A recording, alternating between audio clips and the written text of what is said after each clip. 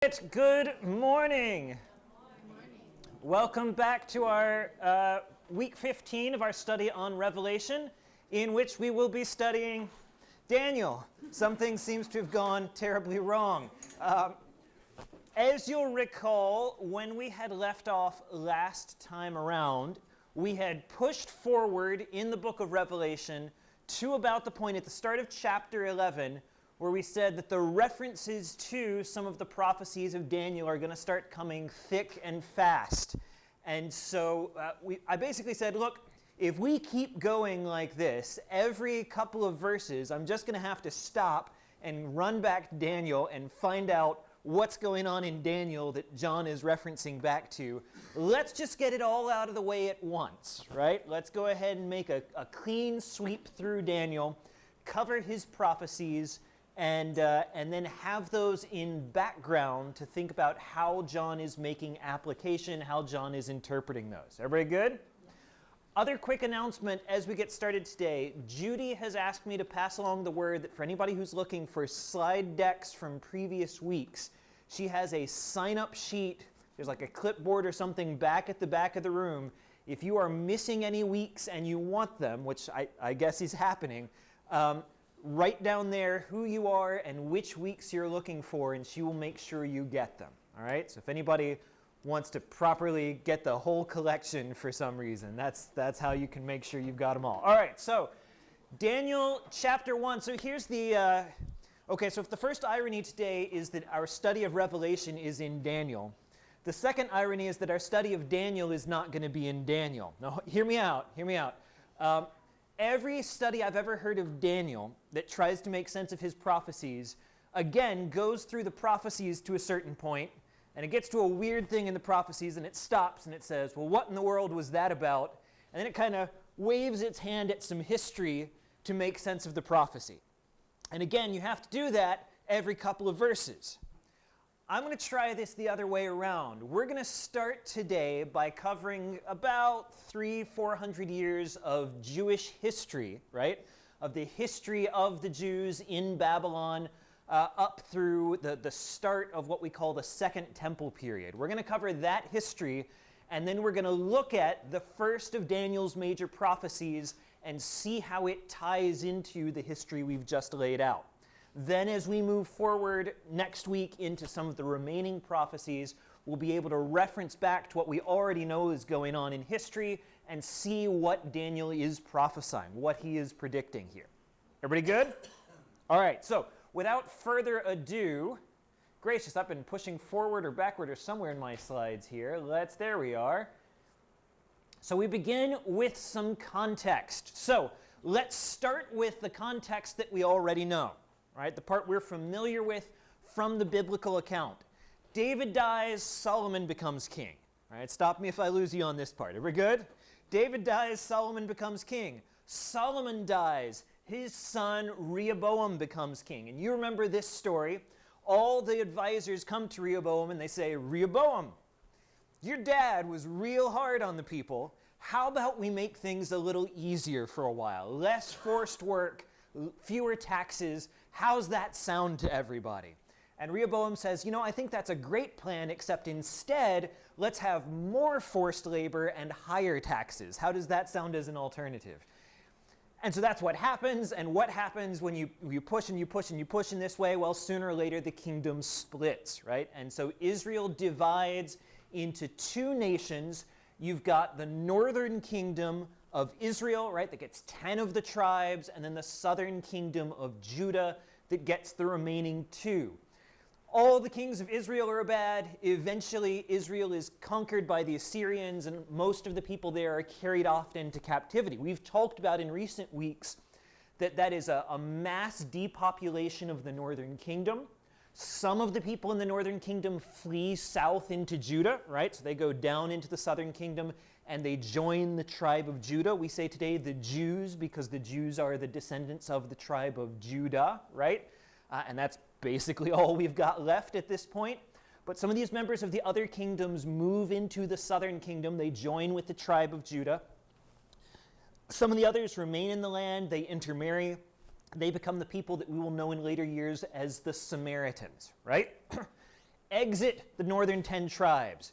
Judah hangs around a while later, but around 605 BC, Judah becomes a vassal nation of the rising Babylonian Empire. So they're not formally conquered in the way that Israel was. They're not all being shipped off the way Israel was, but they've agreed to serve the Babylonians, right? To be a vassal, a client of the Babylonians. And this is kind of an awkward relationship. Judah doesn't really like this arrangement. Babylon's not necessarily thrilled with the arrangement. In 605, Babylon demands that Judah send off some of their best and brightest young people to go to Babylon to learn the culture, to serve in the Babylonian government, to be kind of liaisons and go-betweens, right? A few years later, Judah keeps making trouble. They keep revolting against their Babylonian overlords. Babylon finally has enough of this. They lay siege to Jerusalem. The city is destroyed in 597. And again, there's a mass depopulation of the people of Judah at this point. Right? This is now getting close to the end of the chain of events that we have in the Old Testament. Most of the prophets that we have are speaking of this, are warning against this series of events. We have Daniel written while in captivity, right? We have Ezra and Nehemiah about coming back from captivity. We have Esther, obviously, during the period of captivity, right? But there are very few books of the Bible that are going to take us any further along than where we've described up to this point in history. So far, so good? Any questions? Anybody where we are? Okay, so hang on to those dates. We've got Daniel is carried off with the other young men here about 605, and then everybody goes in 597. Now, before everyone is carried off, there are some prophecies made. As we just said, most of the Old Testament prophecies are warning the people of Israel and Judah, if you do not straighten up, you are about to go into captivity. One of those prophecies comes from Jeremiah, and so I want us to just see this because this is going to be significant for Daniel in the chapters ahead. Jeremiah says, "Therefore, thus says the Lord of hosts, because you've not obeyed my words, behold, I will send for all the tribes of the north, declares the Lord, and for Nebuchadnezzar, the king of Babylon, my servant." That's interesting. "My servant, and I will bring them against this land and its inhabitants, and against all these surrounding nations. I will devote them to destruction and make them a horror, a hissing, and an everlasting desolation. Moreover, I will banish from them the voice of mirth and the voice of gladness." I want you to remember this verse right here, this verse 10. Hold this in your mind. It's going to be weeks before we get to come back to it, but we will see this again. "I will banish from them the voice of mirth and the voice of gladness, the voice of the bridegroom and the voice of the bride, the grinding of the millstones and the light of the lamp." We will see a very, very similar prophecy to that when we return to Revelation. "I will banish this from these kingdoms, and the whole land shall become a ruin and a waste, and these nations shall serve the king of Babylon for 70 years.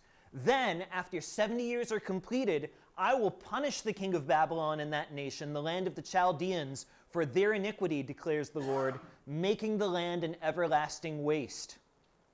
Again in Jeremiah 29, "Thus says the Lord of hosts, the God of Israel, to all the exiles whom I've sent into exile from Jerusalem to Babylon, build houses and live in them, plant gardens and eat their produce, for thus says the Lord, when 70 years are completed for Babylon, I will visit you, and I will fulfill to you my promise and bring you back to this place. For I know the plans I have for you." Here's a familiar verse. "I know the plans I have for you, declares the Lord, plans for welfare and not for evil, to give you a future and a hope. Then you will call upon me and come and pray to me, and I will hear you." So Jeremiah prophesies here, and he says a couple of things. He says, first, you are going to go into captivity at this point. You have had your chances. Chances are done. You are going into captivity. You will be there, and after 70 years, I will bring judgment upon Babylon. Second, he says, when you get to Babylon, don't go there like you're going to pack up and come back next week, right? Don't go there like this is just a short little trip.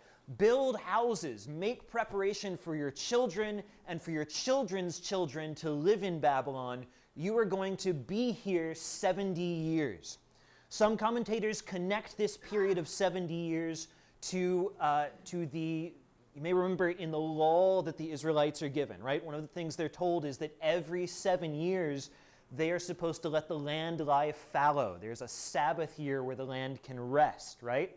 Well, Israel's now been in their land for something going on 500 years, and in all that time, they've not let the land lie fallow. They have missed 70 Sabbath years that have not been fulfilled. And so some commentators look at this passage and they say, God now promises to give the land its 70 years that have been robbed from it, right? It should have had 70 years of not being worked. They don't want to provide the 70 years, fine, God will provide the 70 years for them, right? One way or another, though, we now have these two periods, these 70-year promises. These may be the same sequence of 70 years, or they may be two slightly overlapping prophecies. Remember, 70 years and then I will punish Babylon is one of them. 70 years and then I will send you home is the other, right? Those are two things that are said. That might be the same 70 years in both cases, or it might be two overlapping prophecies, each about 70 years long. Babylon reigns as an empire from about 609 to 539 BC. In 539, the Babylonians are overthrown. You notice that is a period of right about 70 years, right? Likewise, Daniel and the first of the exiles go into exile in 605, and they return from exile right about 535. So that is a slightly different period. You notice that is just after the fall of Babylon, right? A few years after Babylon's fall, the king of Persia agrees to send some of the exiles home back to Jerusalem. And that, of course, kicks off the events of Nehemiah and Ezra, yeah? Either way, somewhere around there, different commentators will pick different exact years for this, but roughly, those are our 70 years of prophecy that are being outlined here. Is everybody okay with me on that? Anybody got a question on the idea so far? This, by the way, is the empire of Babylon. So this is Babylon at its height. You can see that Babylon stretches down here toward the Red Sea, right? Stretches out to the Mediterranean, and then through what today would be a lot of Iraq, some of the surrounding nations there, yeah? You notice as well, by the way, that Babylon has along its borders the river Euphrates, which we were talking about last week, right? The river Euphrates, where nothing good ever happens. That's one of the boundary lines, that's one of the edges along the border of the Babylonian Empire for big parts of its reign. Babylon itself is right over there. And so all of Israel and Judah by this point has been absorbed into the empire, is part of this big outward curving bit of it that you can see there. Now, Babylon makes it a good 70 years. Then it goes down, and ooh, we know this story as well, right? You remember this. King Belshazzar is ruling over Babylon. He throws this party where he takes the holy cups out of the Hebrew temple, and he brings them out and he says, let's all get properly smashed on these temple goblets that I have brought back in my tribute. Fill up the goblets, right? Let's drink deep and celebrate. And then he looks and he sees this hand writing on the wall, and the hand writes down, you have been measured and found wanting. And Daniel alone can interpret this message. Daniel comes in and says, this is what it means. Tonight your kingdom will be taken from you. Belshazzar says, put a robe on him and make him third in command of the kingdom, which I've never quite understood that part. Like, for the next 6 hours? Like, I mean, thanks. But either Daniel's wrong and you shouldn't make him third in command, or Daniel's right and it doesn't matter. I don't know. That's what he says, right? History records that what's been happening in the meantime is there's this rising empire off to the east, this empire of the Medes and the Persians, and that they have just defeated the Babylonians in battle. Belshazzar, we have a little bit of historical context on. Belshazzar is a good military commander from what history tells us, but he is a lousy politician. And one of the problems he's having is that he can't keep all his nobles, all his nobility, on the same page working for him. And so he's having lots of defections, he's having internal squabbles he's trying to deal with. And as this is happening, here comes this Medo-Persian army coming in from the east, sweeping down on the city of Babylon. Historical accounts differ as to exactly how the city of Babylon itself falls. Some records indicate that the Persians divert the rivers that run around the city, right? You can imagine there's these rivers around it that are a natural protection. They're like a moat around the city. And they divert the river so that the water all goes down a different path. And then they just march in while nobody's expecting it, possibly tied to the night of Bacchanalia that Belshazzar has just finished concluding in the events of Daniel here, right? Either way, the city falls, exit the Babylonians, enter the Medo-Persians. So we are now, again, 539 BC, about 70 years into our history so far. Now we say the Medo-Persians. The Medes start out large and in charge. They are the initial rulers of this empire. And again, the history here is kind of confused. As far as we can tell, what it looks like is that one of the empires conquered by the Medes, one of the smaller nations they rule, is the Persians, right? This group called the Persians.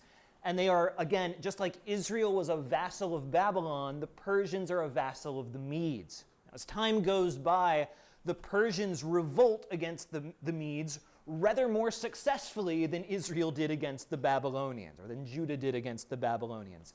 The Persians rise up under their king Cyrus II.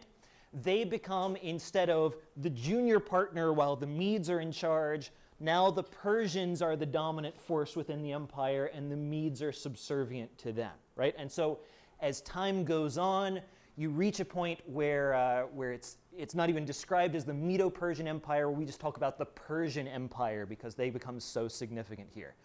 The Persian Empire gobbles up everything that the Babylonians had. If you look at the map here, you can see, remember the Babylonian Empire was kind of that chunk right there, right? And you can see in the yellow, the Persians gobble up that. They go off into Turkey. They go into parts of Asia. They're down into Egypt. They swallow the Babylonians whole, and they keep going from there. It becomes a much larger empire than Babylon ever held. And again, for an age, for 100, 200 years, the Persian Empire remains dominant. Now, when I was in high school, this was the bit that we got all the history lessons on, with the Persian army fighting against Greece and Athens. And maybe you remember the movie 300, right, with all the guys in the loincloths with the shields. Every time I see that, and the big, the big bald Persian king comes out, and I think, that's the guy who marries Esther, and it gets real weird for me, right? Like, movie's maybe not perfectly historically accurate in all its depictions, but that's our time periods, right? That's our crossover in these events. King Xerxes, King Artaxerxes, these guys, right? That's the Persians. Persian Empire rules for a while. It does the 300 thing. It fights with the Greeks. But eventually, in the 300s, you get this Macedonian Empire coming out of Greece, right? The Macedonian Empire there's a guy named Philip who's in charge of it for a while, but we don't typically remember Philip. We remember his son, Alexander, right? Alexander the pretty good. Alexander rises up here. I'm going to pass forward a slide. Alexander is personally taught by the Greek philosopher Aristotle, right? He's personally trained there. He builds up this new military unit they call the Phalanx, and it's this really neat, mobile military squad. They've got shields, they've got big old spears, and they militarily dominate everybody who gets in their way. I've got a picture here of that bronze Grecian shield that we picture the Phalanx is wielding here, right? This is one that's been dug up and recovered that comes out of this. Alexander the Great, you will notice, does not have a real long stretch of time for his years here, right? He dies at about the age of 33. in the 300s BC, right? So from 356 to 323. But in that time, and I think maybe the contrast makes this a little hard to see, but he builds an empire that gobbles up everything the Persians had and then some. Down in Egypt, all the way out to Greece, obviously, which is where he starts, all the way out to their dominions in Asia. Alexander is actually in the process of marching on India with designs to conquer all of that, and his army finally has enough and says, we have been conquering everybody for 10 years. Can we please go home? Look at how much India there is, right? Can we please go home now? And they threaten a mutiny, and finally Alexander has to turn and return back to his own territory there. So in 10 years, in just 10 years, he conquers the whole of what was once the Persian Empire and then keeps going. Alexander, celebrating his victories, throws a party, and here again accounts are muddled. Some historians say that he becomes ill, that he just comes down with a fever and begins to waste away, and that he collapses at this party in the midst of this. Some accounts suggest that the wine may have been poisoned, that this may be an assassination attempt. Either way, Alexander, flush with triumph, collapses into his bed and a few days later dies of whatever malady it is that brings him down. And then you've got a problem. See, when you've got a great big empire, what you ideally want is you want a nice, clear line of succession that when this king dies, that king's going to take over for him, right? And when your empire is only 10 years old, it's a little harder to have that kind of stability. Nobody's expecting Alexander to keel over at this point in time, and so when he does, everybody who's anybody in the empire sits up and goes, you know, I hear they don't know who's going to be in charge yet, and I've been thinking real hard about it, and after careful consideration, I've decided the answer is me. And so this leads to the rise of what are called the diadochi. That's the successors. A bunch of guys rise up, and they each lay claim to the empire, and chunks of the empire follow them, right? This guy is a descendant of Alexander, and so he's got some loyalists backing him. Well, that guy is a general, and so this piece of the army goes with him. Well, this guy is a shrewd politician, and there's betrayals, and there's backstabbings, and you could probably make a pretty great season of some kind of television out of this, right? But for our purposes, we're going to boil it down and say that when everybody finishes knifing each other in the back over this, when everybody finishes with that, the empire splits into more or less 4 pieces. One of them is led by a guy named Ptolemy, one of them by Antigonus, one of them by Cassander, and one of them by Seleucus. The yellow part is the part that Seleucus has. You may notice it is, the scientific word here is bigger, right? It is bigger than all of the others. And so this Seleucid Empire is the bit that we care about. All these others are significant. The empire fractures all these different ways, but this is the significant one. It's also significant to us because you notice the yellow includes most of what we think of as Judah and Israel, right? That territory belongs to the Seleucids. We're going to just kind of shuffle those other 3 guys off to the side and say they're off doing their own thing.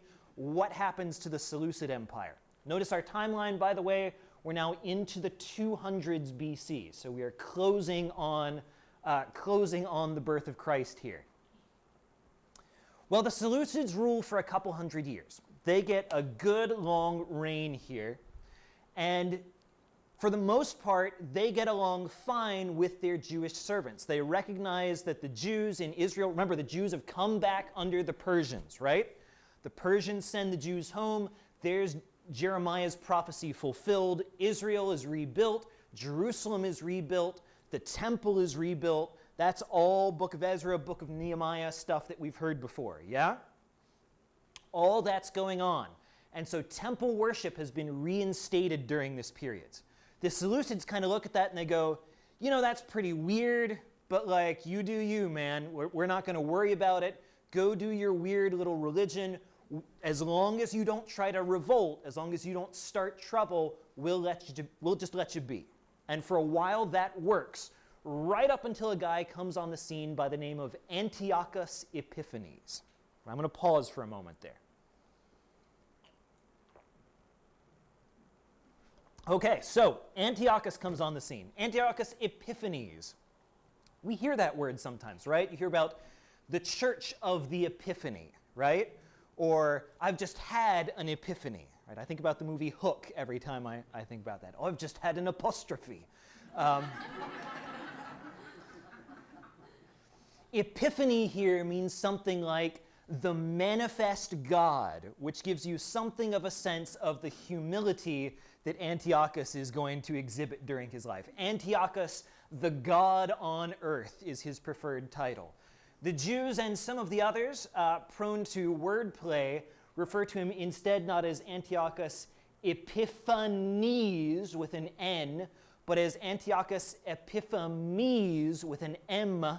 That's Antiochus the madman, which we can imagine he does not much appreciate. Antiochus does not believe in tolerating this weird Jewish religion.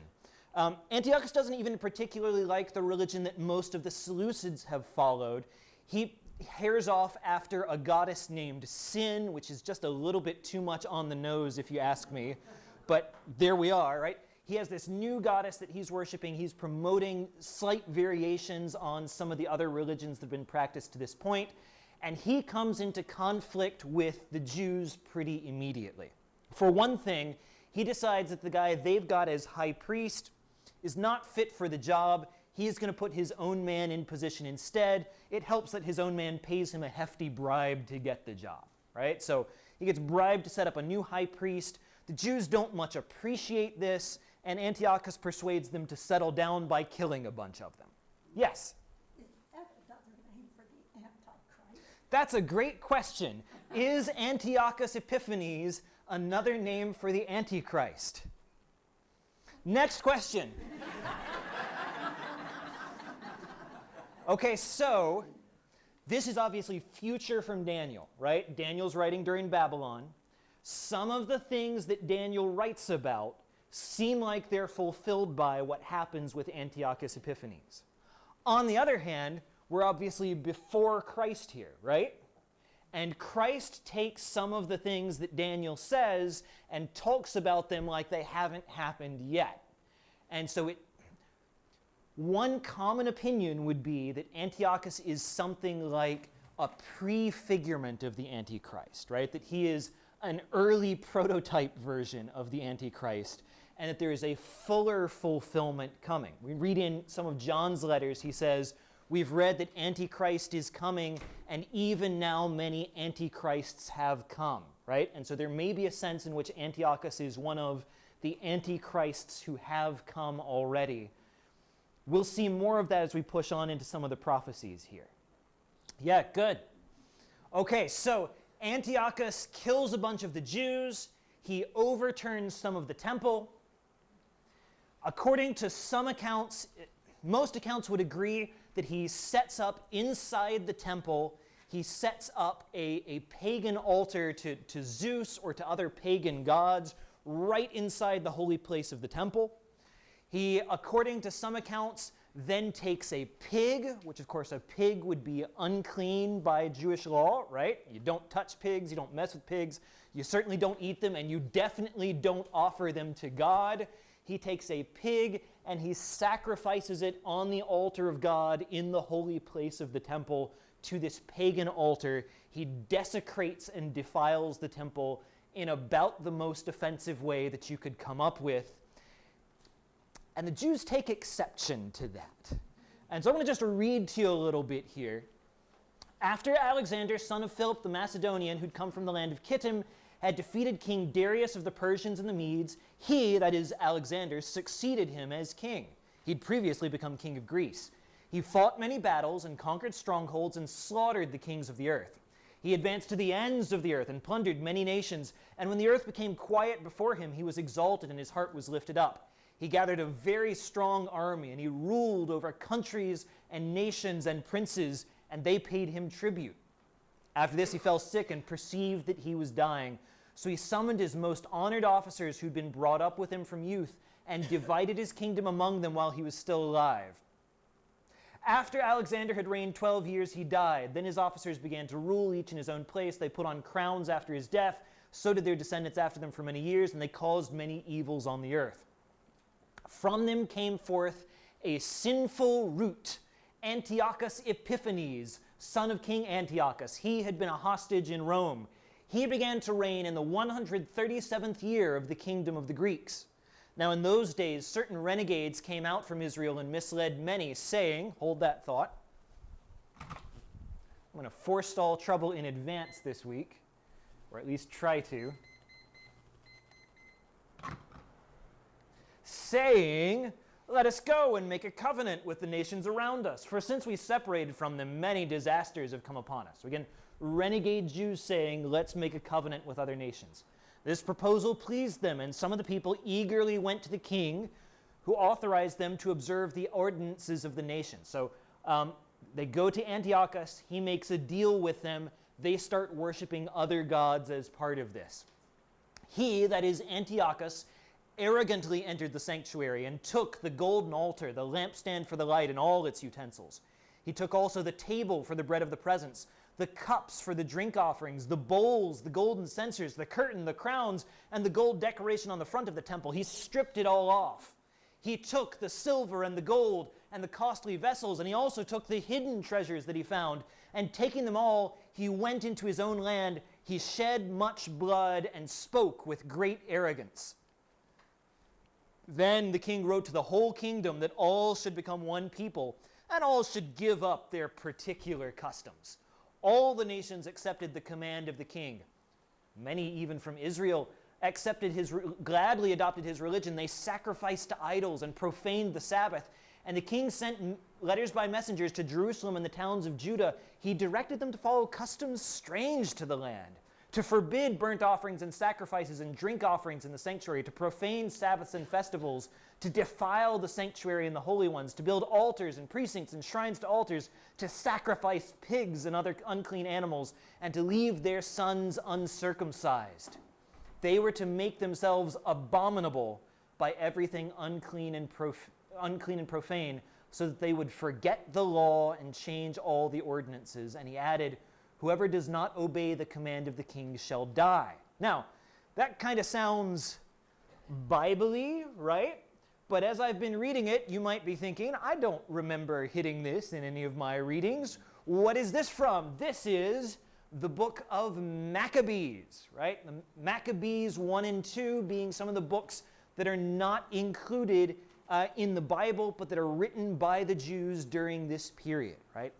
We'd say that part of the Deuterocanon or part of the apocryphal books, right? These books that are not part of the Old Testament, never accepted by the Jews as canonical, and that as Protestants that we don't accept as canonical either, right? Nonetheless, a record of the history during these days. In particular, the books of Maccabees record the story of how all this happens and the Jews have enough, right? They get fed up with this. A guy by the name of Maccabees, right, rises up and leads them in revolt, leads them in rebellion against Antiochus. That revolt happens. When it happens, tidings are brought to the king, and he thought that Judea was in revolt, and raging like a wild animal, he set out from Egypt and took Jerusalem by storm. Skipping a bit, there was a massacre of young and old, a killing of women and children, a slaughter of young women and infants. 80,000 were lost, 40,000 meeting a violent death, and the same number being sold into slavery. Not satisfied with this, the king entered the holiest temple in the world. Guided by a traitor, he laid his impure hands on the sacred vessels and with profane hands took up the votive offerings made by other kings for the honor of that place. But at last he receives news that the Jews have grown strong. So the Jews rise in rebellion successfully. They are overthrowing their oppressors. They had grown strong from the arms, supplies, and abundant spoils they had taken, that they'd torn down the abomination he had erected on the altar in Jerusalem, and they'd rebuilt the walls of the city. And when the king heard this news, he was astounded and badly shaken. He took to his bed and became sick from disappointment. And the histories record that subsequently Antiochus dies. So, those are the events of the book of Maccabees. We remember this maybe, as Protestants, as being largely non-Jewish ourselves, we remember this maybe most often through Hanukkah, right? Hanukkah is part of the celebration of this successful revolt against the Seleucid Empire, where the Jews throw off their oppressors, they throw off this yoke of captivity, and they reestablish their kingdom, they reconsecrate the temple, they begin worshiping God once again. Unfortunately, this success will be short-lived. For a time, Israel remains independent. Some few years later, around 60 BC, so again, let's get our timelines right here. Antiochus is about the early 100s. There we are, late 200s, early 100s. He dies about 160. Roughly 100 years later, Rome is ascendant. Rome conquers the Seleucid Empire. And with the Seleucids, it conquers Israel as well. And so about 60 BC, the brief free nation of Israel is reabsorbed and becomes once more a vassal state of Rome, and it will remain there up through the utter destruction of Jerusalem around 70 AD. Okay, that is the history on which Daniel is written. You can see, by the way, one last time, notice that Rome dwarfs everything that's come before it, right? Vastly dwarfs all the way out to Spain, all of northern Africa, all the way north to England, all the way east out to the remnants of, there's Babylon right there, right? Remember, my hand covers the whole of the Babylonian Empire as just one tiny piece of Rome at its height. Israel remains there through the events of the New Testament and beyond. Biblical history ends with Rome still dominant over all the nations. Okay, there's history. Anybody got any history questions before I remember what today's lesson is actually supposed to be about?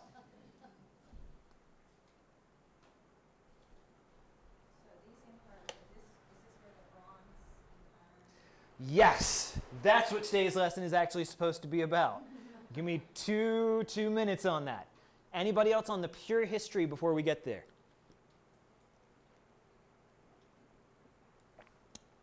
Norm. Prophecy. Which prophecy? Jeremiah. Uh-huh. Did that come? When was that prophecy initiated during the 70 years? So Jeremiah is prophesying just before and just into the start of the captivity in Babylon. So the last years of Judah, right about that range between 605 and 597, right? That's right about the time Jeremiah is prophesying. First to say you are going to go into captivity, and then as people start going into captivity, he writes and says, don't resist this, live with it, plan to be there for a while. Jeremiah himself, as memory serves, is dragged off with some of the folks who try to escape to Egypt, and I believe dies in the attempted flight to Egypt, right? He himself does not attempt to flee, but he's dragged off with them, and if memory serves correctly, that's the end of Jeremiah. Anybody else? Does Antiochus have any attempted successors to the Seleucid Empire? I'm not sure. I believe the empire itself still sticks around for the 100 years after that. So while Antiochus dies, the empire keeps going, but they never reconquer Israel during that period. So Israel remains free more or less until the Romans come in, and the Romans just kind of steamroll everybody, right? Once they hit that part of the world, they are just an unstoppable force. I'm sure there's some nuance I'm losing here in some of this, but broad strokes, I believe that's accurate. Anybody else? Okay. Daniel. Daniel is among those carried off to Babylon in 605, that first wave of captives. He is, along with his companions, he is exceptional among the captives, right? He rises rapidly through the ranks of the Babylonian Empire, quickly becomes one of their sort of young, we might say young professionals, right? He is in charge of things. He is, a go-between between the top levels of the Babylonian power and the vast bureaucratic enterprise underneath them that helps to keep the empire running. He works under Babylonian and then Persian kings kind of right up almost to the moment where Israel begins going back. We don't actually know anything from Scripture about the death of Daniel, right? The book ends with him still prophesying, and so we don't know exactly how things conclude there, but he lives to see both empires and is highly placed in both of them. Most of the visions of Daniel are either in chapter 2 or in the last 6 chapters from 7 to 12. There are some small visions in between. You may remember he has this vision of Nebuchadnezzar coming under judgment, living as an animal for a few years, right? We're going to kind of skip over that one. What we are going to focus on his broader scale visions in 2, and then in 7 through 12 is the big chunk of them. So let's talk Daniel 2. You saw, O king, this is Daniel speaking to Nebuchadnezzar, and behold, Nebuchadnezzar's had this dream, right? He's had this dream, he's not sure what's going on, he can't find anybody to make sense of it, right, or even to tell him what the dream was, because Nebuchadnezzar can't remember the dream. He's just pretty freaked out by it. He goes to all his wise men and he says, I need you to tell me, A, what was the dream, and B, what did it mean? And the wise men are like, look, we can come up with a story for what it means. We are not going to figure out what the dream was, dude. Were you speaking to the Babylonian government in your underwear? Like, what? I don't know. I got nothing. And so he's just about to execute everybody for failing to tell him what the dream is. And somebody wakes up Daniel and is like, hey, Daniel, just wanted to let you know you're about to be executed. And Daniel's like, all right, hang on. Let me pray. Let me ask God to give me the fulfillment of this vision. Daniel goes to Nebuchadnezzar. This is his word to him. You saw, O king, and behold, a great image. The image, mighty and of exceeding brightness, stood before you, and its appearance was frightening. The head of the image was fine gold, its chest and arms of silver, its middle and thighs of bronze, its legs of iron, its feet partly of iron and partly of clay. And as you looked, a stone was cut out by no human hand, and it struck the image on its feet of iron and clay and broke them in pieces. And then the iron and the clay and the bronze and the silver and the gold all were broken in pieces and became like the chaff of the summer threshing floors, and the wind carried them away so that not a trace of them could be found. But the stone that struck the image became a great mountain and filled the whole earth. This was the dream. Now we'll tell you its interpretation. Oh, after 14 weeks of revelation, it's really nice to read a chapter that says, now I'm going to tell you unambiguously what this means. Here we go. Now we'll tell you the interpretation. You, O king, are the head of gold. All right. Another kingdom inferior to you shall arise after you, and yet a third kingdom of bronze which shall rule over all the earth. And there will be a fourth kingdom strong as iron, and like iron that crushes, it will break and crush all these. And as you saw the feet and toes partly of potter's clay and partly of iron, it shall be a divided kingdom. But some of the firmness of iron shall be in it, just as you saw iron mixed with soft clay.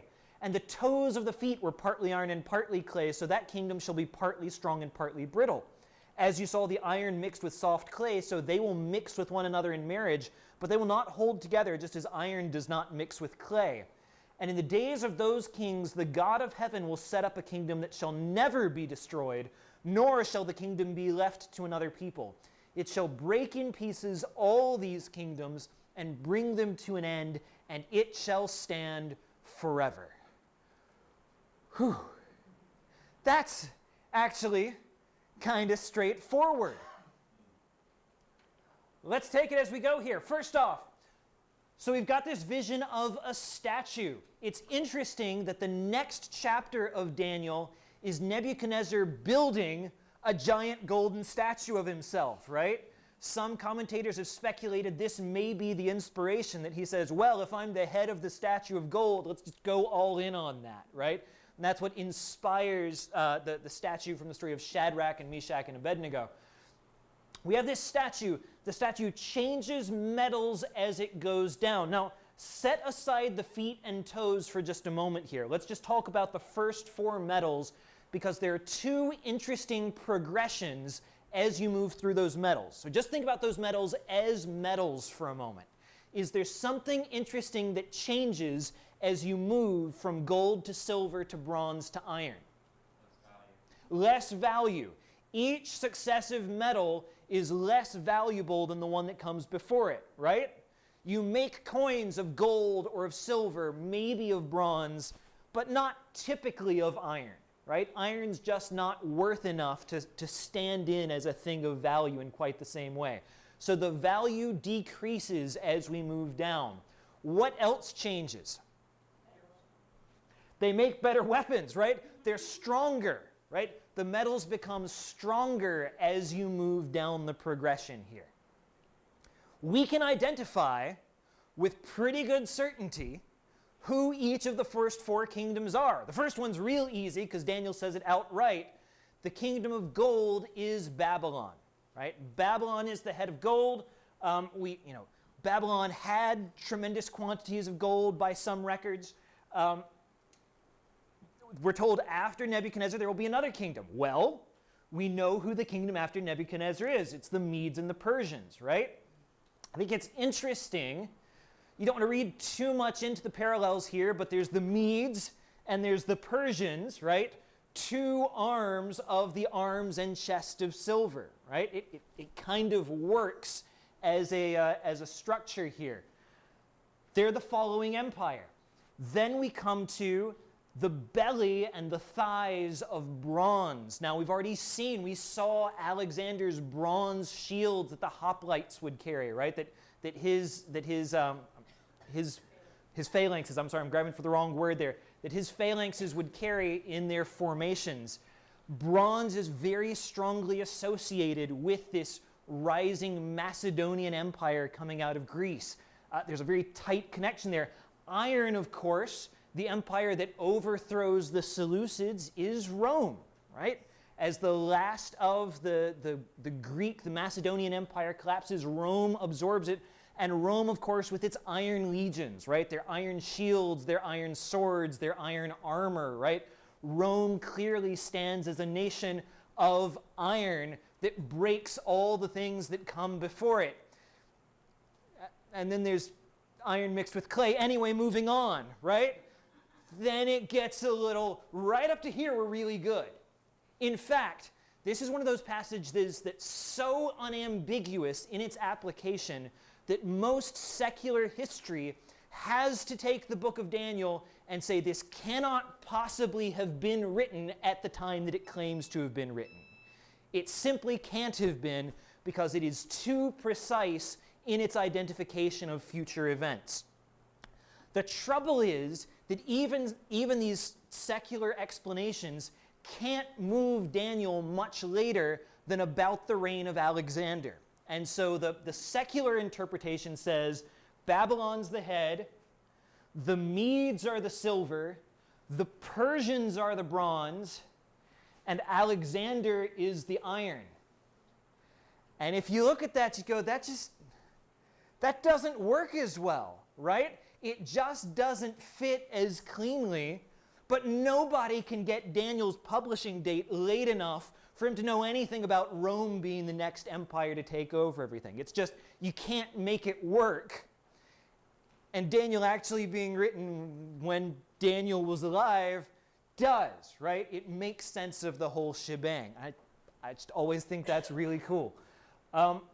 Finally, we have the statue is, you can picture this boulder rolls downhill, right? This stone cut out not by human hands. Everything to this point is a work of humanity. Humanity has built this vast, imposing statue of empires. But then this boulder comes in that's not been shaped by human hands. It's been wrought by someone else that rolls in, that smashes the statue, and smashes it so utterly that every trace of it disappears and the boulder grows to fill the whole earth. Here surely is the kingdom of God, right? Christ's ascension, Christ's reign through the kingdom now becomes the new kingdom not made by men that fills the whole world. Everything fits really nicely, except this part right here where it's kind of hard to figure out what we ought to do with it. So who is that? Here's for today. I get one for free each week, right? I don't know. I'm not sure who the feet and toes of iron mixed with clay are. There's some ideas there, right? There's iron in them. That suggests connection with the Roman Empire, right? If the Roman Empire is the Iron Empire, there's some connection through line there. They're either like Rome, or they're coming out of Rome, or they're descending from Rome, or they're geographically in Rome, or they just really like the Romans. I don't know. They are intermarried with the clay. Search me on that one, right? That's all it gives us. Some possibilities. Well, maybe you can think of some possibilities. What could this be? What are some options you can think of? Whenever the Romans were going around and conquering all lands, the people that were conquered were often intermarried into the Roman people and often even joined their ranks as they were going on, continuing to conquer the land. Okay, good. So one possibility is that this is something like the late Roman Empire, right? The empire starts falling apart. It's got some of the strength of Rome, but also some fragility as, look, one of the things that's happening is that refugees are fleeing into Rome, right? There are vast tribes of horsemen out in Russia and China that are driving out tribes westward, and these tribes are forcibly fleeing into Rome and saying, Rome doesn't seem great, but it's a lot better than what we got over there. Please let us in. And Rome becomes overwhelmed with this influx of population. They can't keep up with some of the changes that happen. There's too much corruption in the government, right? Rome begins to fracture and fall apart. If you remember our discussion of church history from a year or two ago, you remember we got to talk about years that have names like the year of the four emperors, because 4 different guys claim to be emperor and then get killed in the space of a single year, which was a really bad year, although not as bad as the year of 5 emperors, which came a few years later, right? Rome becomes very unstable. Rome itself eventually gets sacked, right? Rome itself falls, and the capital of the empire moves out into Constantinople, out in modern-day Turkey, right? Maybe this is what we're describing, this latter empire, this thing that becomes the Byzantine Empire in the years and the centuries that follow. Maybe that's the iron mixed with clay. Are there other possibilities? Is this where the Samaritans come into play? Certainly there's an idea of intermarriage between the Jews and the Samaritans in the days of the Seleucid Empire, right? The days of the Persians before the return of the Jews from captivity. But the Samaritans don't ever really have an empire at any point in that. They're never more than a relatively small group in Israel. Today there are, I think, about 1,000 Samaritans still alive. And so it's tricky if that's the empire. There's never really a government you can associate with them in the same way, not at any kind of scale like this. Good thought. Quite a stretch. Could it be that it's essentially just Rome's influence on the entire world and the world system that comes along? Because the last kingdom that's talked about is the kingdom of heaven. Okay, So could be. It's just this spread of Roman influence that the whole world is influenced in some way. So could this just be sort of the idea of empire, of kingdoms rising and falling and reigning in the centuries following Rome? Good. Could this be a specific empire yet to come that we've not yet identified? All of these, I think, are possibilities. One thing, so again, I kind of note things here. If this is the divided Roman Empire, well, remember what happens In the vision, the last thing is this stone rolls in and destroys everything, right? Does that literally, physically happen? No, but it's during this age, during this period of the decline of Rome, certainly that Christ comes, that Christ enacts his kingdom in some sense, that 300 years later will become the official religion of the declining Roman Empire, right?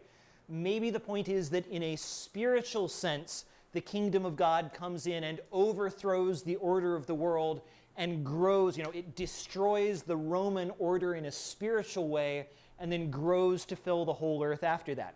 That's more or less the post-millennial story, right? Because the post-millennial account is the world is by slow degrees growing together into the kingdom of Christ after Christ has overthrown the old spiritual powers. Yeah? That's basically this version. This is the post-millennial reading of Daniel. You didn't think we were getting away from that split just because we're not in Revelation anymore, right? If this is a future empire, that's closer to the premillennial or the dispensationalist reading. There is some kind of reborn Rome yet to come that will be, in a very literal way, overthrown and smashed and scattered to the ashes by the coming of Christ, right? In that case, we are still waiting to see exactly who these guys are, and that's why they're mysterious, is they aren't here yet. One thing worth noting is that Daniel really emphasizes the toes. He keeps talking about the toes as part of the last piece of the vision. And you have 10 of those, and that's going to be a number of some significance in the visions yet to come. Here's your bonus slide that's not in your slide deck for today. A key question as we consider Daniel 2 is to ask, when Daniel promises the coming of the kingdom of God that will destroy all the kingdoms that come before it, what do we understand him to mean? Christ says in Matthew 4, the kingdom of God is at hand. In some sense, the kingdom is enacted by Christ in his time on earth, in his life and death and resurrection. And yet, Paul speaks in 1 Corinthians 15 of an ending that will come when the kingdom is delivered to God the Father. There is some sense in which the kingdom is not yet what it's going to be, right? Almost everybody will agree those two things are true. In one way, the kingdom's already here. In another way, it's not. What they will not agree on is which sense of the kingdom Daniel is talking about here. And so which one you think he's talking about? The kingdom as the spiritual reign of Christ in the hearts of men, or the kingdom as the physical reign of Christ on earth? Which one you think is that rock that destroys and scatters all the empires that come before it? That's going to affect your reading of this passage. We have at least touched the book of Daniel this morning. Next week, we will continue to move forward into the remainder of his visions. I will see you then.